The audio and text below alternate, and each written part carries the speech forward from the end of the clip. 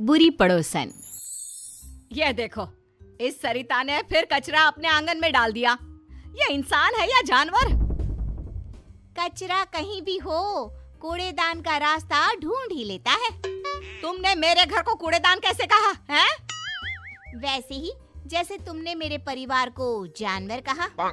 देखो, मैं राकेश भाई साहब का लिहाज कर रही हूँ, वरना क्या, मैं भी मुकेश भैया की वजह से चुप हूँ।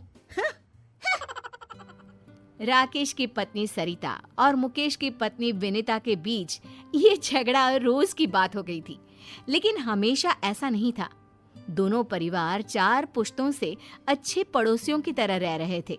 राकेश और मुकेश दोनों एक साथ ही बड़े हुए और बचपन से अच्छे दोस्त रहे। शादी के बाद दोनों की पत्नियां भी सहेलियां बन गईं, लेकिन धीरे धीरे दोनों में मनमुटाव हो गया, जिससे माहौल बदल गया। तब से ना चाहते हुए भी बचपन के दोस्त दूर हो गए। देखा, आज फिर उस सरिता ने हमारे घर कचरा फेंका। अरे इतनी हवा चल रही है, कहीं से उड़कर आ गया होगा। तुम्हें कैसे पता कि सरिता भाभी ने फेंका है? अरे जिस चिप्स का पैकेट मेरे सामने उड़कर आया, वो वही तो खा रही थी। अरे ये क्या बात हुई? अरे चुप रहो, तुम कुछ नहीं समझते। क्यों सुबह सुबह लड़ने लगती हो? तुमने देखा नहीं शुरू किसने किया था? कुछ भी बोलेगी तो क्या मैं चुपचाप सुन लूंगी? अरे नहीं, तुम तो बस सुनाती हो। क्या कहा तुमने? नहीं, कुछ नहीं, सब समझती हूँ मैं। देखना तुम, किसी दिन ना मैं। अरे अब बस भी करो ना भगवान, तुमसे तो बात करना ही बेकार है। एक तरफ दोनों पड़ोसनों को एक दूसरे से नफरत थी, वहीं दूसरी तरफ अपने पापा की तरह रोहित और ईशा भी अच्छे दोस्त थे। दोनों कॉलेज में साथ पढ़ते थे। सॉरी, आज मम्मी ने सुबह सुबह झगड़ा किया। अरे तुम क्यों सॉरी कह रही हो? ये तो रोज का है। कभी विनीता आंटी लड़ाई शुरू करती है तो कभी मम्मी, और फंस हम गए। हम और हमारे पापा बेचारे बचपन के दोस्त आपस में बात भी नहीं कर पाते। चलो अब घर आने में है, तुम आगे जाओ। अगर मम्मी या आंटी ने हमें साथ देख लिया ना, तो हमारा कॉलेज जाना भी बंद हो जाएगा। सही कहा। चलो बाय, कल यहीं मिलते हैं। Okay bye. रोहित और ईशा की तरह मुकेश और राकेश भी छुप कर मिलते थे। सुबह छत पर दोनों मिलकर अपने दुख बांट लेते थे। कैसे हो भाई? बस ठीक ही हूँ, तुम सुनाओ, ऑफिस में सब ठीक? ऑफिस में तो सब ठीक है, बस घर में सब ठीक हो जाए। इन दोनों का झगड़ा तो रोज की बात हो गई है। तेरी हिम्मत कैसे हुई मेरे बेटे को आवारा कहने की? मुझे मिसेस शर्मा ने सब बता दिया, शर्म नहीं आती? अरे शर्म तो तुझे आनी चाहिए। मेरे पति की नौकरी के बारे में तूने कैसे कहा? वैसे तो मुकेश भाई साहब करती है, और पीठ पीछे ऐसी सोच। अरे उल्टा चोर कोतवाल को डांटे, खुद की चोरी पकड़ी गई तो मुझ पर इल्जाम लगा रही है। ये सब सुनकर मुकेश और राकेश छत से नीचे भागे। रोहित और ईशा भी बाहर आ गए। आज के बाद मेरी और मेरे घर वालों की बात भी की ना, तो मुझसे बुरा कोई नहीं होगा। अरे तुझसे बुरा तो कोई है भी नहीं, और मुझे क्या पड़ी है तेरे घर वालों से? भाड़ में जाए मेरी बला से। दोनों गुस्से से आग बबूला होती अपने अपने घर चली जाती है, और बचा हुआ गुस्सा घर वालों पर निकालने लगती है। तुम्हें क्या हो जाता है बार बार? अरे होगा तो अब कान खोल के सुन लो। आज के बाद अगर गलती से भी राकेश भाई साहब से बात करते दिखे ना, तो तुम्हारी खैर नहीं। लेकिन माँ। अरे तू चुप कर, तुझे भी वो रोहित से बात करने की कोई जरूरत नहीं है। याद रखना, मुझसे बुरा कोई नहीं होगा। देख लिया तुमने अपनी भाभी के तेवर? आज से सारे रिश्ते खत्म। अब अगर छत पर तुमने मुकेश भैया से बात की तो। अरे तुम्हें कैसे पता कि हम छत पर मिलते हैं? तुमने क्या मुझे बेवकूफ समझा है? अगर तुमने मुकेश भैया से बात की तो मैं मायके चली जाऊंगी। अरे क्या माँ, जरा सी बात में। तू भी सुन ले हीरो, अगर कॉलेज में ईशा के साथ बात की तो अपनी माँ को भूल जाना। सरिता और विनीता के रोज रोज के झगड़ों को खत्म करने के लिए रोहित और ईशा ने प्लान बनाया और चुपके से राकेश और मुकेश को कॉलेज के कैंटीन में मिलने बुलाया। अरे बच्चों, हमें यहाँ क्यों बुलाया? हाँ, अगर तुम्हारी मम्मियों को पता चल गया तो हम चारों की चटनी बना देंगी वो। पापा, मुकेश अंकल, हमने मम्मी और आंटी के झगड़े को खत्म करने का प्लान बनाया है। कैसा प्लान? देखिए, मम्मी और आंटी दोनों दिल की बुरी नहीं है। दोनों के झगड़े का कारण थोड़ी गलतफहमियां और बाकी चुगलियां हैं। आपने सुना नहीं था? मम्मी को विनीता आंटी और विनीता आंटी को मम्मी के खिलाफ वो शर्मा आंटी ने ही तो भड़काया था। हाँ, विनीता तो बल्कि रोहित की हमेशा तारीफ करती है।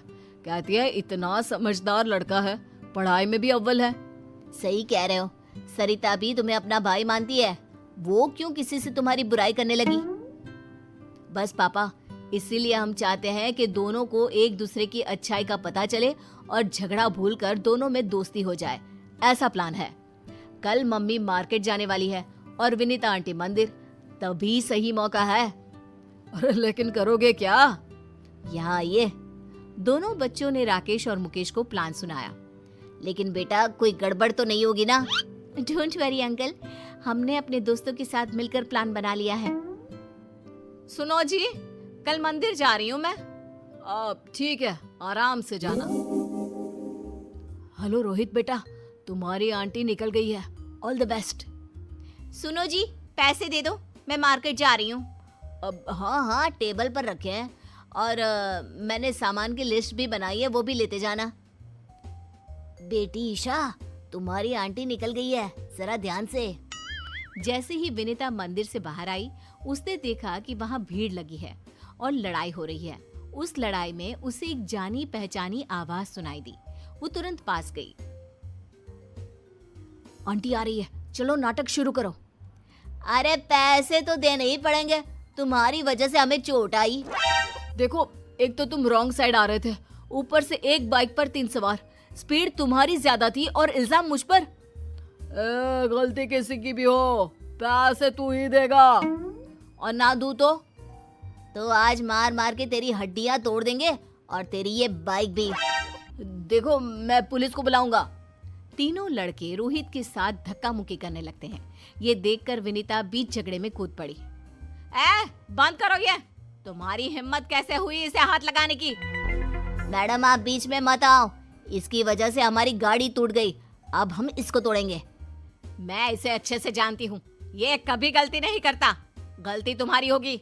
अब भागो यहाँ से, वरना पुलिस को मैं बुलाती हूँ। नहीं, पुलिस नहीं। अरे भागो यहाँ से। थैंक यू आंटी, आपने बचा लिया। अरे बेटा, तू मेरे बेटे जैसा ही तो है। तुझे चोट तो नहीं आई ना? नहीं, मैं ठीक हूँ। आप जो वक्त पर आ गई। अरे बस भी कर। चलो मैं आपको घर ले चलता हूँ। अच्छा ठीक है बेटा, लेकिन अपनी माँ को मत बताना कि मैंने तेरी मदद की। सरिता एक दुकान में सामान खरीद कर वापस जा रही थी, तभी उसे एक आवाज आई। छोड़ो मुझे, हाथ मत लगाओ। अरे ऐसे कैसे छोड़ दे? बचाओ, बचाओ। सरिता ने देखा कि ईशा को कुछ गुंडे छेड़ रहे हैं। आंटी ने देख लिया? हाँ, तो एक्टिंग शुरू करो।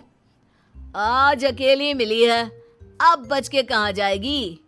ये सब देखकर सरिता ईशा को बचाने के लिए दौड़ी और अपनी चप्पल निकालकर उन्हें पीटने लगी। अरे कम बख्तो, रुको जरा, बताती हूँ तुमको। ये ले। अरे बाप रे, भागो यहाँ से। अरे रुको, अभी तुम्हारी अकल ठिकाने लगाती हूँ। भागते कहाँ हो? रुको। जाने दीजिए आंटी, वो भाग गए। थैंक यू, आपने मुझे बचा लिया। अरे मेरी बच्ची, तुम ठीक तो हो? मैं ठीक हूँ आंटी, आप जो आ गई। वो तो भाग गए, वरना मेरी फूल सी बच्ची को छेड़ने वालों की तो टांगे तोड़ देती मैं। चलो आंटी, घर चलते हैं। बेटा, तू अकेले कॉलेज मत आया जाया कर, रोहित के साथ ही रहा कर। जी आंटी जी। और अपनी माँ को मत बताना। सब कुछ प्लान के मुताबिक चल रहा था और प्लान के हिसाब से सरिता और ईशा, रोहित और विनीता एक साथ घर पहुंचे। राकेश और मुकेश भी बाहर ही खड़े थे। अरे रोहित, तुम इसके साथ? ईशा, तो इसके साथ कहाँ से आ गई? तब रोहित और ईशा ने अपनी अपनी मम्मियों को बताया कि कैसे आंटी ने उनकी मदद की। सारी बातें सुनकर दोनों की आंखों में आंसू आ गए। सरिता, थैंक यू, तुमने मेरी बेटी को बचा लिया। मैं तुम्हारा एहसान जिंदगी भर नहीं भूलूंगी। एहसान कैसे बहन, ईशा मेरी बेटी जैसी है और तुमने भी तो रोहित को बचा लिया। अरे कैसे नहीं बचाती, हमारे घर के लड़के को कोई ऐसे ही हाथ लगा लेगा क्या? मुझे माफ कर दो विनीता, मैंने तुम्हें गलत समझा। अरे गलती तो मेरी थी बहन, मुझे माफ कर दो। देखा सरिता, दिल की बुरी ना तुम हो ना विनीता, दोनों ने आज एक दूसरे के बच्चों की मदद की। हाँ, और तुम्हारी लड़ाई का कारण था गलतफहमी और वो मिसेस शर्मा की चुगली। हाँ, अगर हमने बाहर वालों की बातें मानने के बजाय आपस में शांति से बात की होती तो कभी लड़ाई ना होती। हाँ, अब से हम कभी नहीं लड़ेंगे। आखिर पहला सगा पड़ोसी ही तो होता है। उस दिन से दोनों में दोस्ती हो गई। अब मंदिर हो या मार्केट, दोनों साथ साथ जाती। राकेश और मुकेश भी खुलकर मिलते। सुबह की चाय दोनों आंगन में साथ बैठकर पीते। रोहित और ईशा भी कॉलेज साथ आते जाते। दोनों परिवारों में प्यार और खुशहाली फिर से लौट आई।